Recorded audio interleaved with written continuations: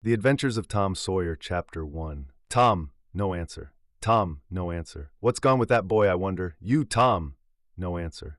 The old lady pulled her spectacles down and looked over them about the room. Then she put them up and looked out under them. She seldom or never looked through them for so small a thing as a boy. They were her state pair, the pride of her heart, and were built for style. Not service. She could have seen through a pair of stove lids just as well. She looked perplexed for a moment, and then said, not fiercely, but still loud enough for the furniture to hear, "Well, I lay if I get hold of you, I'll—" She did not finish, for by this time she was bending down and punching under the bed with the broom, and so she needed breath to punctuate the punches with. She resurrected nothing but the cat. "I never did see the beat of that boy."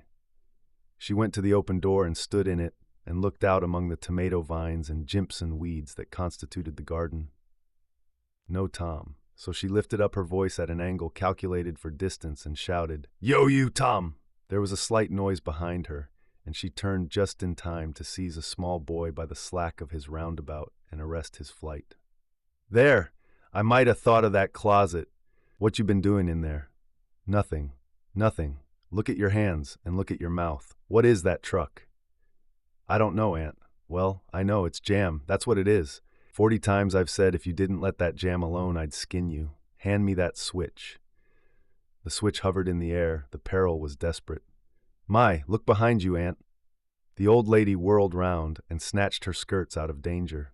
The lad fled on the instant, scrambled up the high board fence, and disappeared over it. His Aunt Polly stood surprised a moment, and then broke into a gentle laugh. "Hang the boy, can't I never learn anything? Ain't he played me tricks enough like that for me to be looking out for him by this time?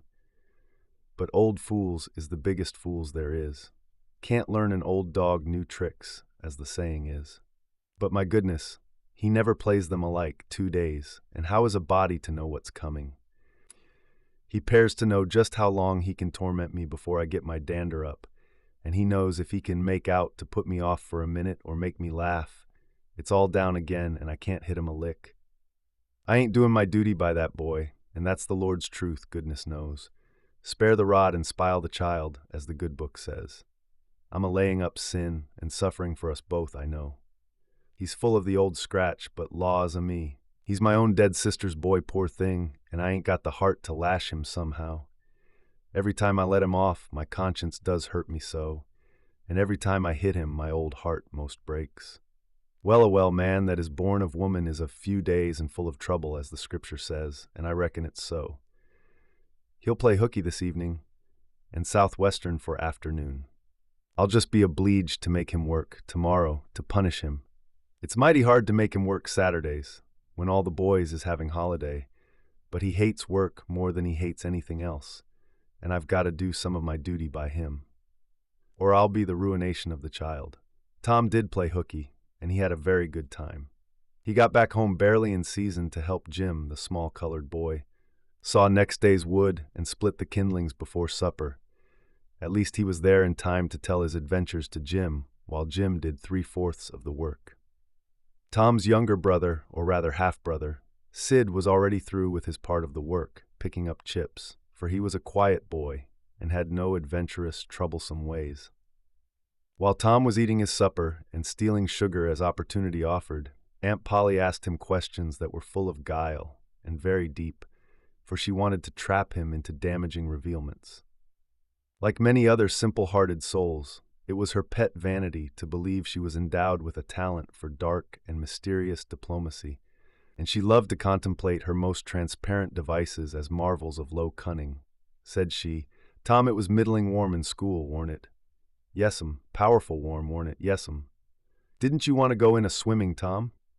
A bit of a scare shot through Tom, a touch of uncomfortable suspicion. He searched Aunt Polly's face, but it told him nothing. So he said, "No, well, not very much." The old lady reached out her hand and felt Tom's shirt and said, "But you ain't too warm now, though." And it flattered her to reflect that she had discovered that the shirt was dry without anybody knowing that that was what she had in her mind. But in spite of her, Tom knew where the wind lay now. So he forestalled what might be the next move. "Some of us pumped on our heads. Mine's damp yet. See, Aunt Polly was vexed to think she had overlooked that bit of circumstantial evidence and missed a trick. Then she had a new inspiration. Tom, you didn't have to undo your shirt collar where I sewed it to pump on your head, did you? Unbutton your jacket. The trouble vanished out of Tom's face. He opened his jacket. His shirt collar was securely sewed. Bother, we'll go long with you. I'd made sure you'd played hooky and been a swimming. But I forgive ye, Tom. I reckon you're a kind of a singed cat, as the saying is. Better'n you look, this time. She was half sorry her sagacity had miscarried, and half glad that Tom had stumbled into obedient conduct for once. But Sidney said, Well now, if I didn't think you sewed his collar with white thread, but it's black. Why, I did sew it with white, Tom. But Tom did not wait for the rest. As he went out at the door, he said, Siddy, I'll lick you for that. In a safe place, Tom examined 2 large needles which were thrust into the lapels of his jacket and had thread bound about them. One needle carried white thread and the other black. He said, She'd never noticed if it hadn't been for Sid. Confound it. Sometimes she sews it with white, and sometimes she sews it with black. I wish to Jeminy she'd stick to one or t'other. I can't keep the run of 'em. But I bet you I'll lamb Sid for that. I'll learn him.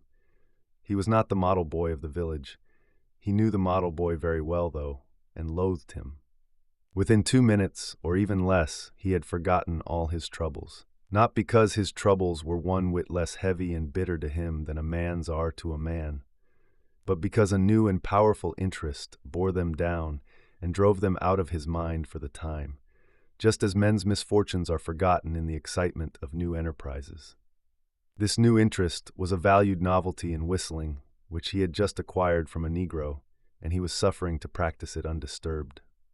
It consisted in a peculiar bird-like turn, a sort of liquid warble, produced by touching the tongue to the roof of the mouth at short intervals in the midst of the music.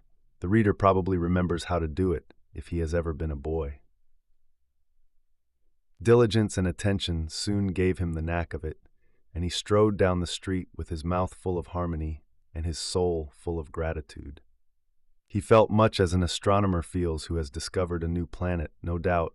As far as strong, deep, unalloyed pleasure is concerned, the advantage was with the boy, not the astronomer. The summer evenings were long. It was not dark yet. Presently Tom checked his whistle. A stranger was before him, a boy a shade larger than himself. A newcomer of any age or either sex was an impressive curiosity in the poor little shabby village of St. Petersburg. This boy was well-dressed, too. Well-dressed on a weekday. This was simply astounding. His cap was a dainty thing, his close-buttoned blue cloth roundabout was new and natty, and so were his pantaloons. He had shoes on, and it was only Friday. He even wore a necktie, a bright bit of ribbon. He had a citified air about him that ate into Tom's vitals. The more Tom stared at the splendid marvel, the higher he turned up his nose at his finery, and the shabbier and shabbier his own outfit seemed to him to grow. Neither boy spoke. If one moved, the other moved, but only sidewise, in a circle. They kept face to face and eye to eye all the time. Finally, Tom said, I can lick you. I'd like to see you try it. Well, I can do it. No, you can't either. Yes, I can. No, you can't. I can. You can't. An uncomfortable pause. Then Tom said, What's your name? 'Tisn't any of your business, maybe. Well, I'll make it my business. Well, why don't you? If you say much, I will. Much, much, much. There now. Oh, you think you're mighty smart, don't you? I could lick you with one hand tied behind me if I wanted to. Well, why don't you do it? You say you can do it. Well, I will if you fool with me. Oh yes, I've seen whole families in the same fix. Smarty, you think you're some now, don't you? Oh, what a hat! You can lump that hat if you don't like it. I dare you to knock it off, and anybody that'll take a dare will suck eggs. You're a liar. You're another. You're a fighting liar and dasn't take it up. Ah, take a walk. Say if you give me much more of your sass, I'll take and bounce a rock off in your head. Oh, of course you will. Well, I will. Well, why don't you do it then? What do you keep saying you will for? Why don't you do it? It's because you're afraid. I ain't afraid. You are. I ain't. You are. Another pause, and more eyeing and sidling around each other. Presently they were shoulder to shoulder. Tom said, Get away from here. Go away yourself. I won't either.